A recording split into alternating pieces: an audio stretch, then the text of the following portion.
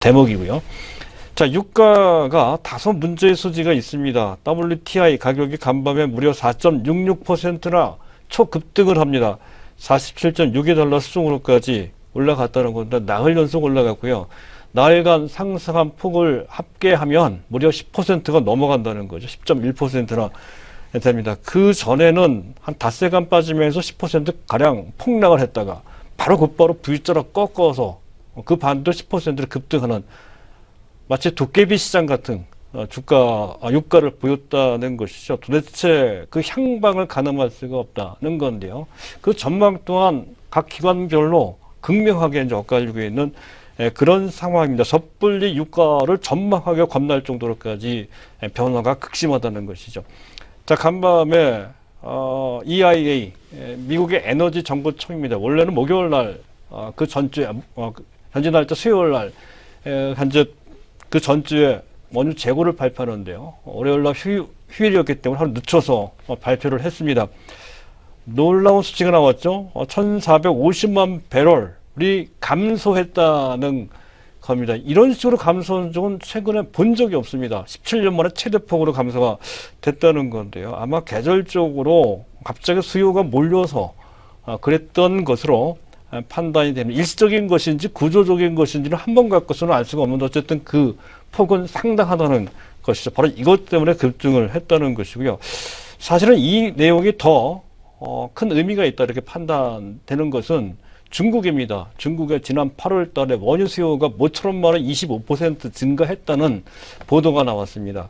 의미가 있는 것이죠. 중국이 조금씩 경기가 회복되고 있는 것으로 볼 수 있는 그런 내용이라서 주목해야 될 의미 있는 그런 현재 상황이고요.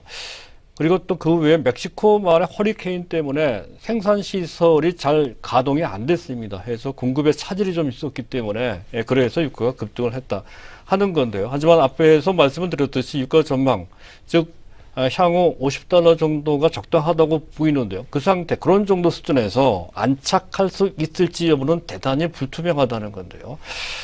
전체적으로 보면 쉽지 않다 이렇게 보는 것 같습니다. 이유는 은근슬쩍 미국의 셰일가스 쪽에서의 원유 채굴 가동 건수가 조금씩 늘고 있습니다. 45달러 정도가 BP 정도인 것으로 추정이 되는데 그 이상 된다면 가동 건수가 더 가파르게 증가됨에 따라서 원유 공급이 늘 소지가 상당히 높다는 것이죠. 만약 그렇게 된다라면 50달러 안착을 장담할 수 없다 하는 그런 전망까지 염두에 두시면서 유가에 대한 판단을 계속 하실 필요가 있다는 것이고, 그와 관련된 정제업체 또 석유화학업체를 보실 필요가 있겠습니다.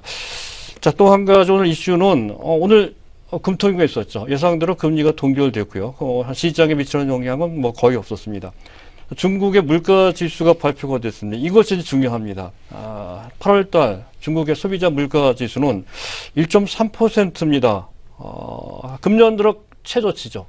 금년 초만 하더라도 2.3% 정도로까지 치솟아 올라가면서 사실 목표치까지 올라왔다든가 또는 그렇게 가파르게 올라가면 좀 곤란하다든가 하는 의견까지 나왔던 것이 물가였습니다. 하지만 그 이후에 계속 내려오면서 최근 들어 그 하락 속도가 더 가팔라지면서 1.3%대까지 내려왔다는 것이죠. 미국보다 더 낮아요.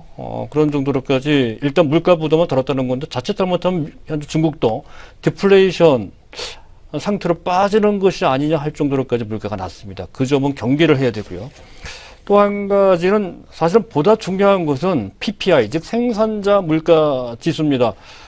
0.8% 마이너스 0.8%, 또 작년 동기 대비로 그만큼 물가가 빠졌다는 것이죠. 무려 54개월, 4년 반이죠. 4년 반 동안 계속 작년 동기 대비로 물가가 빠졌다. 생산자 물가 지수입니다. 즉 제조업 측면에서 봤을 때 물건을 생산하면 그 전해보다도 현재 물가 빠져서 또 손해를 봐야 돼. 이런 식의 상황이 4년 반 정도 계속 이어졌다는 얘기입니다. 그만큼 제조업 경기가 안 좋았다는 것이고 제조업에 속해 있는 그런 업체들의 실적이 나빴다는 것을 뜻하는 것인데요. 하지만 마이너스 0.8%라는 것에 주목할 필요가 있습니다. 작년 하반기 때는 거의 마이너스 5.9%까지 올랐던 적이 있었고요. 상당 기간 지속됐습니다. 하지만 금년 초 마이너스 4.3% 조금씩 줄이더니 결국에는 마이너스 0.8 정도 수준으로까지 상당히 좁혀진, 다음 달 정도가 되면 플러스로 반전될 가능성도 상당히 큽니다. 그만큼 중국의 제조업 경기가 조금씩 풀려나가는 것이 아닐까라고 기대할 수 있을 만큼의 중대한 변화가 생기고 있다 하는 것은 한 소비자 물가 지수와는 조금 다르게 상당히 긍정적인 변화로 볼 수 있다는 거예요. 주목을 좀 해야 되고요. 그것이 전반적으로 해외 증시 상황과 어우러졌을 때 긍정적인 효과가 나올 수 있다는 것까지 염두에 두면서 보시는데, 이거 한 가지만 갖고서는 알 수가 없죠. 전반적인 상황과 같이 어우러져야 좋은 효과가 나올 겁니다.